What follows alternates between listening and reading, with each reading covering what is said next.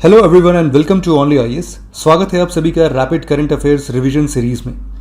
ये एक ऐसा इनिशिएटिव है जिसके अंदर हम लोग prelims oriented important current affairs को बहुत स्पीड में रिवाइज करेंगे। अगर आपको लगता है कि इस टॉपिक से कोई भी इंपॉर्टेंट करंट अफेयर्स का टॉपिक छूट गया है तो आप कमेंट सेक्शन में हमें ज़रूर से बताएं, जिससे कि बाकी स्टूडेंट भी उन टॉपिक्स को पढ़ के एग्जामिनेशन हॉल में बैठे। तो चलिए डिस्कशन स्टार्ट करते हैं। Is about tree rings and Brahmaputra floods. देखिए, अभी एक रीसेंट स्टडी से ये पता चला है कि जो भी आसाम के रीजन में है, अगर वहाँ पर जो ट्री होती है उनकी जो रिंग्स होती है, अगर वो ग्रो कर रही है, देखिए जो ट्री होता है उसका तना सब जानते हो इसे रिंग के फॉर्म में होता है ना। तो अगर ये ग्रो कर रही है तो इसका मतलब है कि ब्रह्मपुत्र में इस बार फ्लडिंग होगी और ज़्यादा मॉइस्चर प्रेजेंट रहेगा आसाम के रीजन में। वेरेस अगर मान लीजिए कि इसमें जो रिंग्स कम है तो इन शॉर्ट यहाँ पर सूखा पड़ जाएगा। ये स्टडी अभी तो साइंटिफिकली पूरी तरीके से प्रूव तो नहीं हुई है, बट ये स्टडी है कि जब भी भाई रिंग्स ग्रो करेंगी तो अल्टीमेटली मॉइस्चर ज़्यादा रहेगा और हमारे जो ब्रह्मपुत्र है उसमें फ्लड्स भी आएंगे और वाइस वर्सा विल ऑल्सो भी ट्रू। इसी के बेसिस में साइंटिस्ट ने एक और चीज़ प्रेडिक्ट की है कि भाई अगर आप देखें 1300 के आसपास यहाँ पर जो रिंग्स थी बहुत ज़्यादा हुआ करती थी पेड़ में। मतलब इसका मतलब ये है कि हमारे आसाम के रीजन में मॉइस्चर बहुत ज़्यादा हुआ करता है। लेकिन अगर आप 1950s के बाद की बात करें तो यहाँ पर रिंग्स की जो क्वांटिटी था एकदम से कम हो गई है। अल्टीमेटली जितना पहले वेट हुआ करता था आसाम, अब उतना वेट नहीं होता है। ठीक है, तो ये आर्टिकल था regarding tree rings and Brahmaputra floods के बारे में। ठीक है, बाढ़ सीड वॉल्ट। देखिए अभी रिसेंट में क्या हुआ है, यूएस बेस्ड एक ट्राइब है जिसका नाम है चेरोके नेशन। इसने क्या किया है, अपने कुछ कल्चरली इम्पॉर्टेंट क्रॉप्स को या उनकी सीड्स को स्वालबार्ड सी वॉल्ट में डिपॉजिट करवाया है। अब ये स्वालबार्ड सीड वॉल्ट होती क्या है, इसको समझने की कोशिश कीजिएगा। देखिए आप सभी जानते हैं नॉर्वेजियन परमाफ्रॉस्ट है। परमाफ्रॉस्ट मैंने आपको बताया था 2 और मोर देन 2 ईयर्स लगातार बर्फ जमी रहती है। ठीक है, तो जो नॉर्वेजियन परमाफ्रॉस्ट है उसके डीप में, उसके अंडर हमने क्या बनाया है, एक फ्रोज़न स्वालबार्ड सी वॉल्ट फैसिलिटी बनाई है, जहाँ पर हम सीड्स को स्टोर करते हैं। किस फॉर्म में? फ्रोजन फॉर्म में।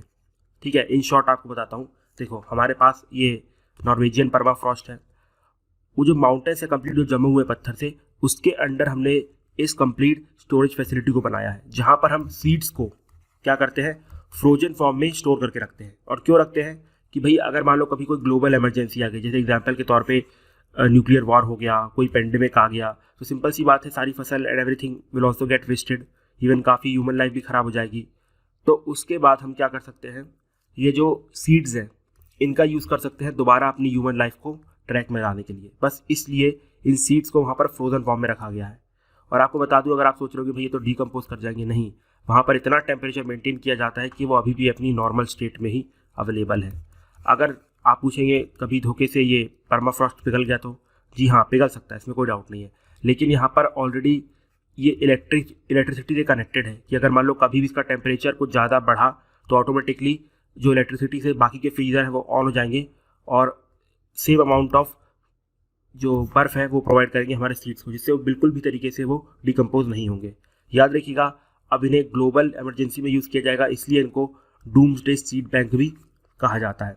ठीक है, अब इसको मैनेज कौन करता है? इसको मैनेज करता है नॉर्वेजियन गवर्नमेंट, क्रॉप ट्रस्ट एक नॉन प्रॉफिट ऑर्गेनाइजेशन, और आखिरी में नॉर्डिक जेनेटिक रिसोर्स सेंटर।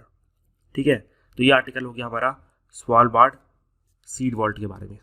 उसके बाद next article is about the 3 seas initiative. देखिए वहाँ यूरोप में 3 इंपॉर्टेंट सीज हैं। कौन कौन से? ब्लैक सी, बाल्टिक सी, एड्रियाटिक सी।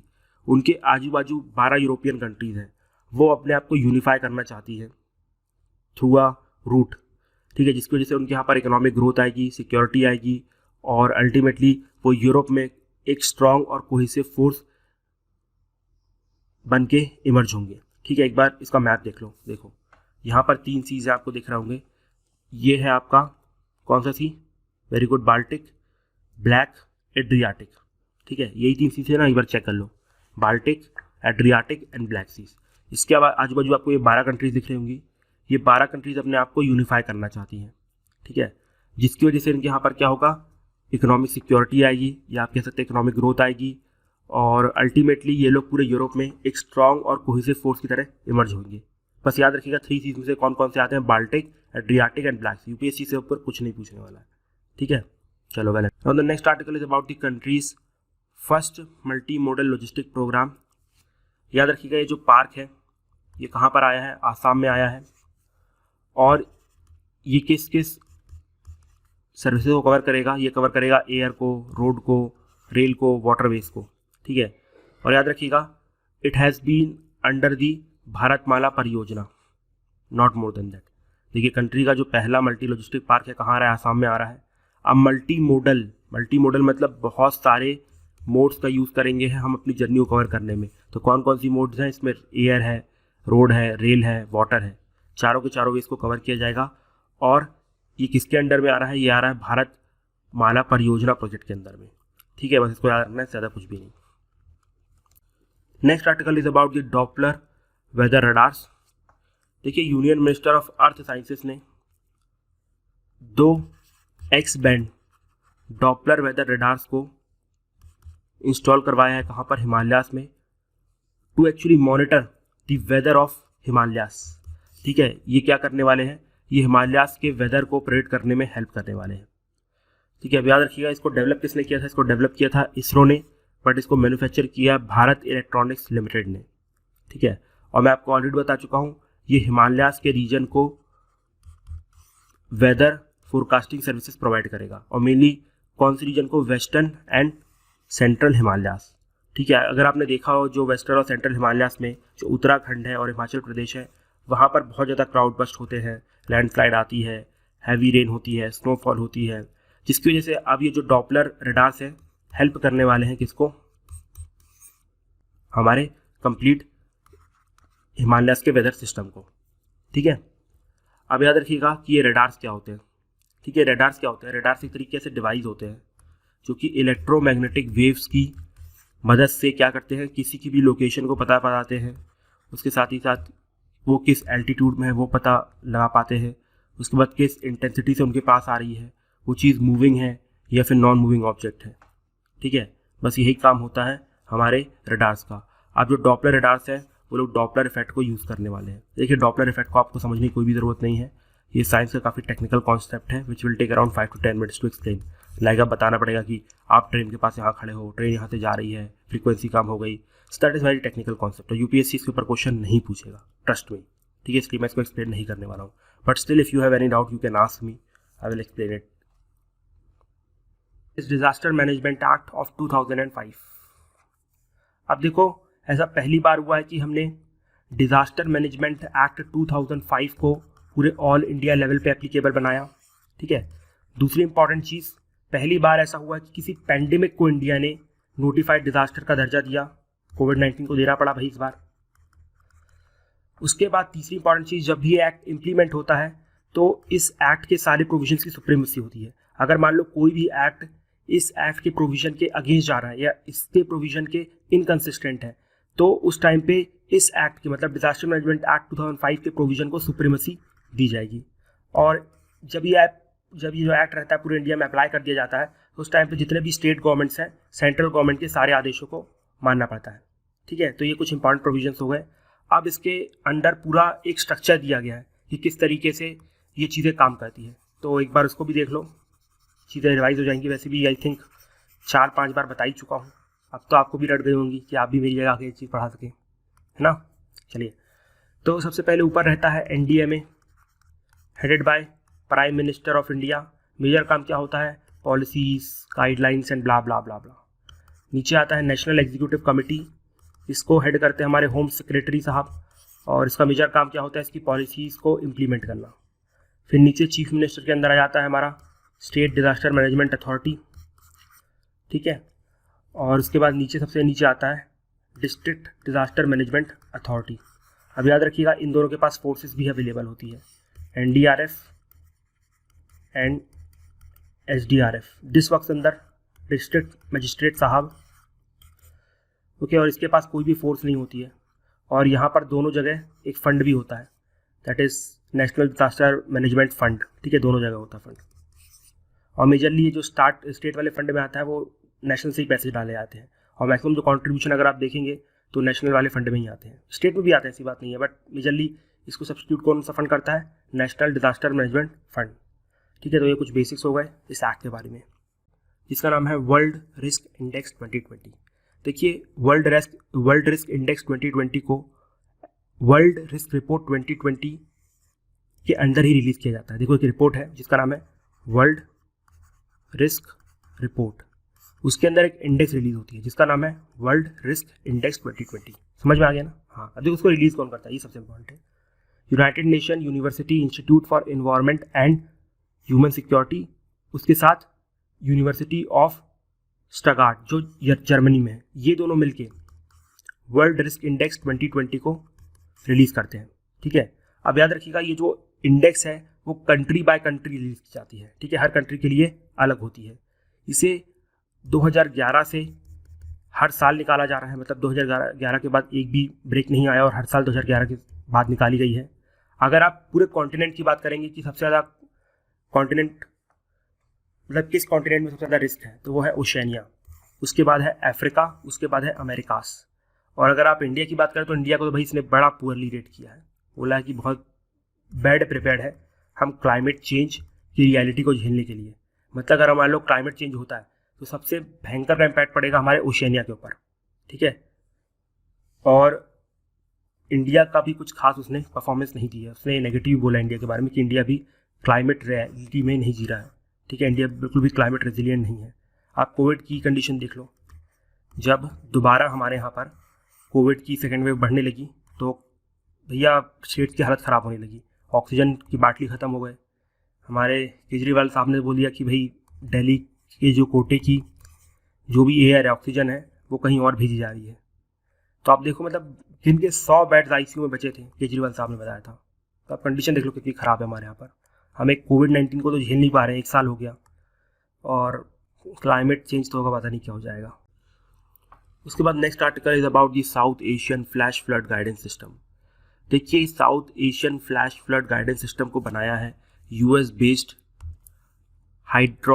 हाइड्रोलॉजिक रिसर्च सेंटर के द्वारा। ठीक है, अब इसमें यूएस की मदद इंडिया की 2 ऑर्गेनाइजेशन ने की थी, एक थी NDMA that is national disaster management authority, और दूसरी थी CWC that is central water commission. अब इसको बनाया क्यों गया? बिकॉज वर्ल्ड मेट्रोलॉजिकल ऑर्गेनाइजेशन और काफ़ी साउथ एशियन की कंट्रीज़ की ये डिमांड थी कि भैया हमें एक ऐसा वार्निंग सिस्टम चाहिए जिससे कि हम फ्लैश फ्लड को पहले से ही प्रेडिक्ट कर सकें। अभी मैं आपको बताऊंगा फ्लैश फ्लड क्या होता है, लेकिन एक और आखिरी इन्फॉर्मेशन, ये जो south Asian flash flood guidance system है इसको आईएमडी ने लॉन्च किया है, लेकिन याद रखिए बनाया किसने है? यूएस की एक बेस्ड ऑर्गेनाइजेशन ने। ठीक है, तो आईएमडी ने इसको लॉन्च किया है, और इससे जो मेजर हेल्प मिलेगी वो मिलेगी डिजास्टर मैनेजमेंट टीम्स को और गवर्नमेंट को, बिकॉज इसकी वजह से वो लोग जैसे ही पता चल जाएगा कि भैया यहाँ पर फ्लैश फ्लड होने वाली है, ठीक है, तो उस टाइम पे ये लोग यहाँ पर एक्यूरेटली प्रेडिक्ट कर पाएंगे कि कहाँ कहाँ पर क्या प्रॉब्लम आएगी और अल्टीमेटली इवैक्यूएशन हो पाएगा लोगों का। अदरवाइज अगर आप फ्लैश फ्लड्स को देखो वो 6 घंटे के अंदर अपने पीक पे पहुँच जाती है और पता ही नहीं चलता है कि यहाँ पर फ्लैश फ्लड हो सकती है। ठीक है, आप समझो फ्लैश फ्लड क्या होता है। देखिए फ्लैश फ्लड मतलब एकदम से, मतलब अचानक सडन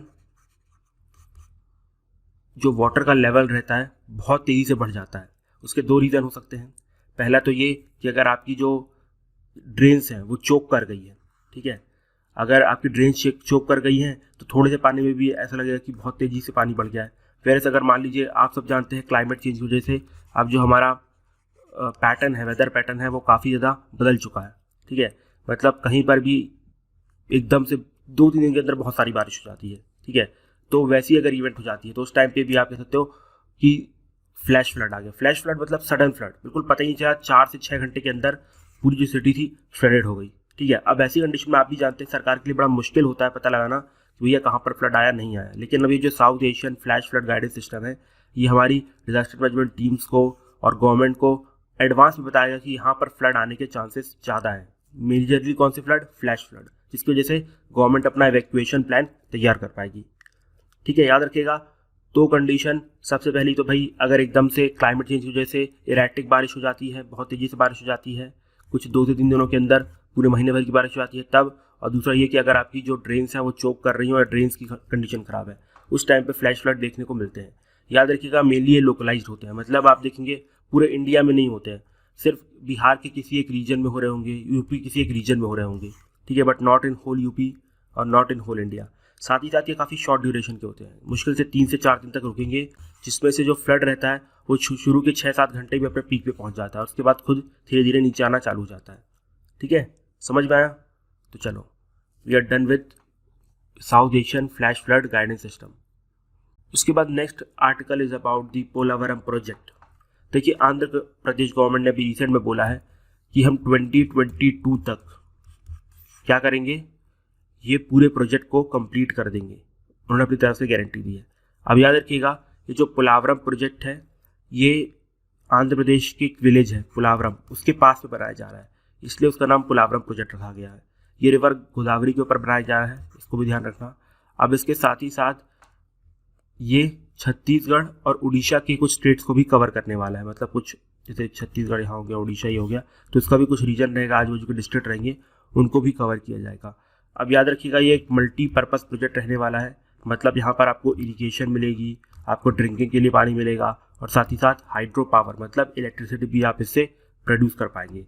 अब देखिए, इसी प्रोजेक्ट के अंदर जो गोदावरी का फ्लडेड पानी होता है, मतलब जो गोदावरी में आप सब जानते हैं फ्लड ज़्यादा रहते हैं, तो उस पानी को ट्रांसफ़र किया जाएगा कृष्णा बेसिन में, जहाँ पर फ्लड, मतलब जहाँ पर क्या एटलीस्ट नदी सूख जाती है, पीने को पानी नहीं बचता है। तो इससे क्या फ़ायदा होगा, गोदावरी में जो फ्लड आ रही थी वो नहीं आएंगी और कृष्णा रिवर को पीने को पानी मिल जाएगा। ठीक है, और याद रखिएगा 2014 में इसको नेशनल स्टेटस भी दे दिया गया था। ठीक है, तो ये हो गया हमारा Polavaram project. Seabed project, it is very important for this year. तो ये जो सी बेड प्रोजेक्ट है, ये एक्चुअली एक कोलैबोरेटिव प्रोजेक्ट है between 2 organisation. One is Nippon Foundation of Japan और दूसरी है general bathymetric chart of the Ocean. So what is this bathymetric? देखो, बैथीमेट्रिक समझाता हूँ। देखिए, जब भी हम ओशन फ्लोर के शेप्स को और उनकी डेप्थ को एनालाइज करते हैं, उनको मेजर करते हैं, उस स्टडी को हम बैथीमेट्रिक कहते हैं। जैसे एग्जाम्पल के तौर पे आपने देखा होगा कि ओशंस में कैनियंस होते हैं, ठीक है, मतलब बड़े बड़े गड्ढे। तो ये जो बड़े बड़े गड्ढे कितने बड़े हैं, उनकी डेप्थ को मेजर करना, उसके साथ ही साथ इसका क्या शेप है, यू शेप है, वी शेप है या कोई और शेप है, उस चीज़ को हम बैथीमेट्री बोलते हैं। समझ में आया? चलो, वेल एंड गुड। उसके बाद हमने यहाँ पर एक ऑर्गेनाइजेशन जानी थी, कौन सी? General bathymetric chart of oceans organisation. ये जो हमारा सीबेट प्रोजेक्ट है, इसको दो ऑर्गेनाइजेशन इंप्लीमेंट कर रही है। एक हो गई निप्पन फाउंडेशन ऑफ जापान और दूसरी है general bathymetric chart of the oceans, गैपको। तो गैपको के बारे में थोड़ा सा जान लेते हैं। देखो, जो हमारी गैपको है, ये एकमात्र इंटर गवर्नमेंटल ऑर्गेनाइजेशन है जिसको ये मैंडेट दिया गया कि भाई आप पूरे ओशन फ्लोर की मैपिंग को डिसाइड करोगे। ठीक है, उसके साथ ही साथ यहाँ पर इसको ये भी बोला गया है कि आपको वर्ल्ड के लिए पब्लिकली, मतलब फ्री में बैथीमेट्री डेटा अवेलेबल करवाना है, मतलब कहाँ पर कितने डेप्थ के स्ट्रक्चर्स अवेलेबल हैं, क्या उनके शेप्स हैं। ठीक है, और अल्टीमेटली आपको कंप्लीट मैपिंग भी प्रोवाइड करनी है 2030 तक under the project seabed project. ठीक है, समझ में आया? चलो, वेरी गुड। अब इस पूरे प्रोजेक्ट का एम क्या है? इस पूरे प्रोजेक्ट का एम ये है कि 2030 तक इस प्रोजेक्ट को वर्ल्ड को फ्री में, ठीक है, पब्लिकली फ्री में क्या करना है, complete ocean floor mapping available करवा देनी है। मतलब जिससे हम पूरे वर्ल्ड का पता है ना कि यहाँ पर रशिया है, यहाँ पर अफ्रीका है, यहाँ पर अंटार्कटिका है, उसी प्रकार से ocean floor, complete ocean floor की आपको मैपिंग कंप्लीट करवा के देना है। ठीक है, ये मेन प्रोजेक्ट है सी बेड प्रोजेक्ट 2030 का। समझ में आया ना? देखो, जो सी बेड प्रोजेक्ट है वो 2 ऑर्गेनाइजेशन के बीच में कोलैबोरेशन है। एक है निप्पन फाउंडेशन ऑफ जापान और दूसरी है general bathymetric chart of the ocean, that is गैपको। अब बैथीमेट्री क्या होता है? बैथीमेट्री मतलब ओशन में जितने भी डेप्थ्स हैं उनकी गहराई को नापना, साथ ही साथ उनके शेप को मेजर करना, इसी को बैथीमेट्री कहा जाता है। अब उसके लिए एक ऑर्गेनाइजेशन बनाई गई, दैट इज गैपको। गैपको का क्या काम है? गैपको का मेन मैंडेट ये है कि भाई आपको वर्ल्ड को फ्री में बैथीमेट्री डेटा प्रोवाइड करना है। ठीक है, ये मेन मैंडेट है। साथ ही साथ ये एकमात्र इंटर गवर्नमेंटल ऑर्गेनाइजेशन है जिसके पास ये मैंडेट है कि भैया सिर्फ और सिर्फ आप ही पूरे ओशन में घूम सकते हो। ठीक है, मात्र एक ऑर्गेनाइजेशन है। अब इसके बाद गैपको ने और निप्पन फाउंडेशन ने एक कोलैबोरेशन प्रोजेक्ट बनाया। ठीक है, ये यूएन के अंदर बना। ठीक है, जब यूएन कॉन्फ्रेंस हुई थी 2017 की, उस टाइम पे इस प्रोजेक्ट को यूएन सेशन के बाद बनाया गया था और इसको ये काम दिया कि भाई आपको 2030 तक जितने भी ओशंस के कंप्लीट फ्लोरिंग है उसको मैप करके वर्ल्ड को फ्री में प्रोवाइड कर देना है। इसके साथ ही साथ अगर आप देखो यहाँ पर, तो यहाँ पर SDG 14 भी फुलफिल हो जाएगा। कैसे? ये इस तरीके से कि भाई जब तक आपको ओशन के रिसोर्सेज के बारे में पता नहीं होगा तो आप किस तरीके से उसके रिसोर्स को सस्टेनेबली यूज़ करोगे और कंजर्व करोगे। तो SDG 14 नहीं बोलता है कि आपको ओशन रिसोर्सेज को सस्टेनेबली यूज़ करना है और कंजर्व करना है। समझ में आया? चलो, वेल एंड गुड। तो इतना समझ में आ गया ना? हाँ, बस यही समझाना था। उसके बाद याद रखिएगा, ये जो पहली बार नहीं है कि हम ओशन के फ्लोर को मैप करने वाले। Even from 1945 we are trying to map it. आपने पढ़ा होगा NCERT में जब सबमरीन्स आई थी उस टाइम से हम इसे मैप करने की कोशिश कर रहे हैं। उसके बाद सबमरीन्स के बाद हमने कई बार सैटेलाइट्स यूज़ किया, प्लेन्स यूज़ किया, बट अल्टीमेटली हम एक निष्पक्ष और आप कह सकते हैं एंड डिसीजन पे नहीं पहुंच पाए। लेकिन इस प्रोजेक्ट के बाद finally we will be sure कि कहाँ पर क्या अवेलेबल है। ठीक है, तो इस चीज़ को ध्यान रखना। और इसकी इंपॉर्टेंस क्या होगी? देखिए, इंपॉर्टेंस आप सभी जानते हैं कि अब जो भी क्लाइमेट चेंज हो रहा है किस तरीके से हो रहा है वो हम पता लगा पाएंगे। इसके साथ ही साथ क्या क्या नेचुरल फिनोमिनास अवेलेबल हैं ओशन के थ्रू, जैसे एग्जांपल के तौर पे ओशन सर्कुलेशन, टाइड्स हो गया, ओशन करेंट्स हो गया, ये सब चीज़ें भी हम ईजिली पता लगा पाएंगे। The national interlinking of rivers authority. सबसे पहले तो आप मुझे ये बताओ कि इस टाइम पे जो भी रिवर्स को इंटरलिंक करने के प्रोजेक्ट आते हैं वो कौन अप्रूव करता है, या प्रपोजल कौन सेंड करता है? अप्रूव तो गवर्नमेंट ही करेगी, बट प्रपोजल कौन सेंड करता है? देखिए, इसके प्रपोजल सेंड किए जाते हैं नेशनल वाटर डेवलपमेंट एजेंसी के द्वारा। But what about the implementation of this project? Implement करने के लिए कोई भी बॉडी हमारे सामने अवेलेबल नहीं है, बट सेंट्रल गवर्नमेंट अभी काम कर रही है कि भाई इसको इम्प्लीमेंट करने के लिए जितने भी प्रोजेक्ट या proposal national water development agency के द्वारा भेजे जाते हैं रिवर्स को लिंक करने के लिए, उसको इम्प्लीमेंट करने के लिए एक नई बॉडी बनाई जाए जिसका नाम रहेगा national interlinking of rivers authority. ठीक है, समझ में आया? इसके लिए एक नई बॉडी बनाई जाएगी जिससे कि जो भी इंटरलिंकिंग प्रोजेक्ट है उनको स्मूथली और विद टाइम इम्प्लीमेंट किया जा सके। ठीक है, अब साथ ही साथ ये जो हमारी बॉडी रहेगी वो फंड्स की अरेंजमेंट भी करेगी। हो सकता है इंटरनली हेल्प ले ले या एक्सटर्नली बाहर से कुछ मिल जाए हेल्प, तो उस चीज़ के ऊपर भी डिपेंड करेगी ये। ठीक है, समझ में आया? और एक और इम्पॉर्टेंट चीज़, ये इंटर स्टेट और इंट्रा स्टेट दोनों के दोनों प्रोजेक्ट को लेगी। ठीक है, ऐसा नहीं है कि सिर्फ और सिर्फ जो इंट्रा स्टेट है लाइक कावेरी एंड ऑल उन सबको बस नहीं, इवन अगर स्टेट्स के अंदर एक दो रिवर हैं और वो लोग इसको इम्प्लीमेंट करना चाहते हैं तो वो प्रोजेक्ट भी इसके द्वारा लिए जाएंगे। ठीक है, नेशनल मानसून मिशन। देखिए, नेशनल मानसून मिशन को 2012 में मिनिस्ट्री ऑफ अर्थ साइंसेज के द्वारा लॉन्च किया गया था और अभी एक ऑर्गेनाइजेशन है that is national council of applied economic research. इसने इसको अभी रिसेंट में इवेल्युएट किया है कि भाई मतलब रियल में इसके कुछ बेनिफिट्स हुए हैं कि नहीं हुए हैं। ठीक है, तो देखो इसका मेजर काम क्या था। ये जो हमारा नेशनल मानसून मिशन था उसको समझते हैं। इसका मेन काम ये था कि हमारे यहाँ पर जो फोरकास्टिंग स्किल्स हैं, मतलब वेदर को प्रेडिक्ट करने की जो स्किल्स हैं उनको बढ़ाया जाए। किस तरीके से? By using state of the art dynamics prediction system. ठीक है, इसके साथ ही साथ और इम्प्रूवमेंट के लिए यहाँ पर नेशनल मानसून मिशन ने क्या किया था, नेशनल और इंटरनेशनल जितनी भी ऑर्गेनाइजेशन हैं, भले वो एकेडमिक से रिलेटेड हो, रिसर्च से रिलेटेड है, उनकी भी हेल्प लेने की कोशिश की थी। उसके बाद याद रखिएगा, यहाँ पर जो हमारा नेशनल मानसून मिशन है उसमें 3 सेंटर इंपॉर्टेंट हैं। पहला है Indian Institute of Tropical Meteorology, दूसरा है National Centre for Medium Range Weather Forecasting, इसके बाद तीसरा आता है Indian National Centre for Ocean Information Services. ठीक है, इनक्वाइज। तो इन 3 ऑर्गेनाइजेशन को याद रखने की पूरी कोशिश कीजिएगा। उसके बाद next article comes about the meteorological centre at Leh. देखिए, अभी भी जो हमारे minister of science and technology हैं उन्होंने क्या किया है, इंडिया का सबसे हाई अल्टीट्यूड मीट्रोलॉजिकल सेंटर को इनॉग्रेट किया। और ये सेंटर कहाँ लोकेटेड रहेगा? ये सेंटर लोकेटेड रहेगा लेह में। ठीक है, और इसकी हाइट रहेगी अप्रॉक्सीमेटली 3500 मीटर्स की, तो मतलब काफ़ी ज़्यादा हाइट पे इसको बनाया गया है। इसके बाद इसका मेजर काम होगा जितनी भी टूरिस्ट प्लेस हैं आजू बाजू में उन सब के रिगार्डिंग फोरकास्ट अवेलेबल करवाना। जैसे एग्जांपल के तौर पे हमारा हो गया क्या, पेंगोंग लेक, जस्कर लेक, कारगिल पास। ठीक है, ये सब जो जितने भी इंपॉर्टेंट लोकेशन है यहाँ पर टूरिस्ट वाली, उन सब की वेदर फोरकास्टिंग अवेलेबल करवाएगा कंज्यूमर्स को, मतलब जो भी टूरिस्ट आते हैं और वहाँ के स्थानीय लोगों को। ठीक है, चलो वेरी गुड।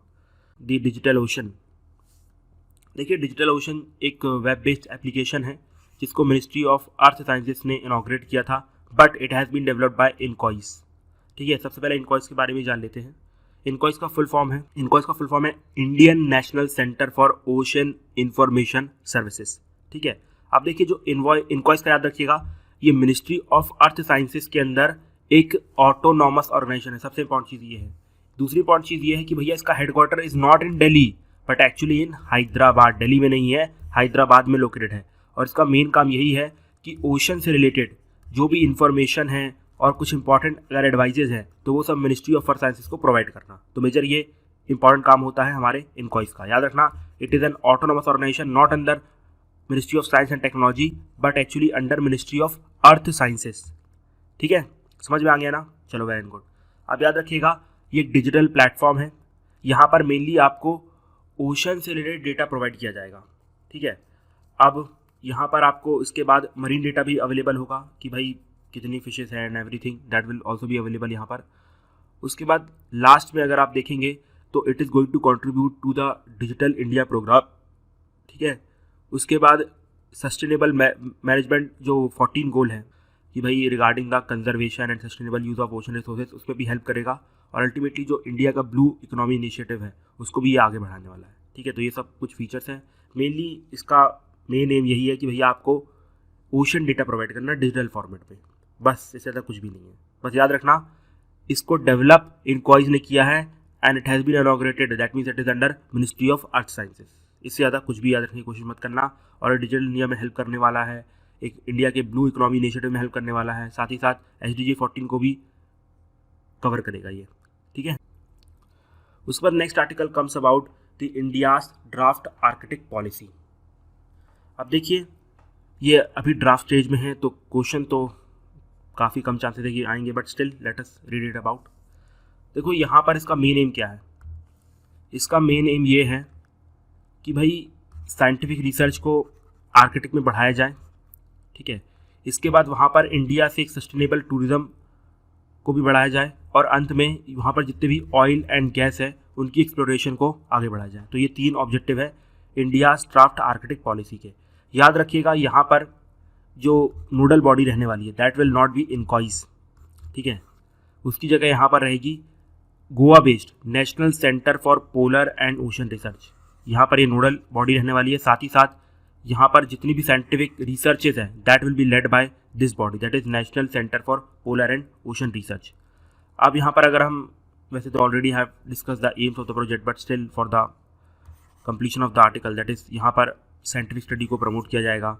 उसके बाद एक्सप्लोरेशन किए जाएंगे किसके, मिनरल्स के, ऑयल्स के, गैसेस के, कुछ पेट्रोलियम प्रोडक्ट्स के। उसके बाद आर्कटिक टूरिज्म को बढ़ाया जाएगा और अल्टीमेटली फिर से वही 5 पिलर को रिपीट किया गया कि भैया साइंस रिसर्च बढ़ाना है। इसके बाद ह्यूमन डेवलपमेंट कोऑपरेशन बढ़ाना है, ट्रांसपोर्टेशन एंड कनेक्टिविटी इस्टैब्लिश करनी है, इसके बाद इंटरनेशनल कोऑपरेशन को बढ़ाना है और फाइनली नेशनल कैपेसिटी बिल्डिंग को करना है। ठीक है, ये काम रहेगा इस ड्राफ्ट पॉलिसी के अंदर। उसके बाद ये देखो, ये रहा आर्कटिक। देखो आर्कटिक दुनिया का सबसे छोटा ओशन है which is located in North Pole, जिसकी वजह से यहाँ पर मोस्ट ऑफ द टाइम बर्फ जमी रहती है। ठीक है, चलो वेरी गुड। देखो सबसे पहली बार जो इंडिया था वो आर्कटिक से इंगेज 1920 में हुआ था। ठीक है, और वो भी तब जब हमारे ब्रिटिश इंडिया ने स्वालबार्ड ट्रीटी साइन की थी जो कि पेरिस बेस्ड है। इसको याद रखना, Svalbard treaty is Paris based. 1920 में पहली बार इंगेजमेंट हुई थी इंडिया की और आर्कटिक की। उसके बाद अगर आप देखेंगे तो सरकारों के पास पैसे ही नहीं था आर्कटिक में फोकस करने के लिए, बट अल्टीमेटली 2007 में हमने पहली बार आर्कटिक के लिए अपना एक साइंटिफिक एक्सपीडिशन चालू किया। उसके बाद 2008 में हमने अपना पहला रिसर्च स्टेशन स्टैब्लिश किया वहाँ पर, जिसका नाम था हिमाद्री। और उसके बाद 2014 में हमने एक इंड आर्क नाम की ऑब्जर्वेटरी को भी स्टैब्लिश किया। ठीक है, तो ये कॉपरेशन याद रखना। 1920 में सबसे पहली बात इंडिया और आर्कटिक इंगेज हुए थे under the British India, under Svalbard treaty of Paris. उसके बाद 2007 में हमने पहली बार अपना साइंटिफिक एक्सपीडिशन चालू किया आर्कटिक में। 2008 में हमने हिमाद्री नाम का रिसर्च स्टेशन स्टैब्लिश किया और 2009 में इंड आर्क नाम की ऑब्जर्वेटरी स्टैब्लिश की वहाँ पर आर्कटिक में। ठीक है, उसके बाद आर्कटिक काउंसिल के बारे में आखिर में देख लो, इसके बाद we are going to end this article. देखिए ये आर्कटिक काउंसिल क्या है? आर्कटिक के आजू बाजू 8 देश है। कौन कौन से? Canada, Denmark, Norway, Russia, USA, Finland, Sweden and Iceland. इन लोगों ने मिलकर एक इंटर गवर्नमेंटल ऑर्गेनाइजेशन बनाई है। कब? 1996 में बाय ओटावा डिक्लेरेशन। उसी ऑर्गेनाइजेशन को हम आर्कटिक काउंसिल कहते हैं। ठीक है, अब याद रखिएगा यहाँ पर इंडिजीनियस लोगों को भी रिप्रेजेंटेशन दी गई है। This is the catch point which UPSC will ask. ठीक है, कि क्वेश्चन स्टेटमेंट आ जाएगी यहाँ पर कोई भी इंडिजीनियस स्टेटमेंट रिप्रेजेंटेड नहीं है, लेकिन नहीं, ऐसी बात नहीं है। यहाँ पर इंडिजीनियस पीपल को रिप्रेजेंट किया गया है। ठीक है, so with this we conclude our today's lecture. Now we are going to meet in the next lecture with some more stuff. Till that time, thank you and have a nice day and Jai Hind.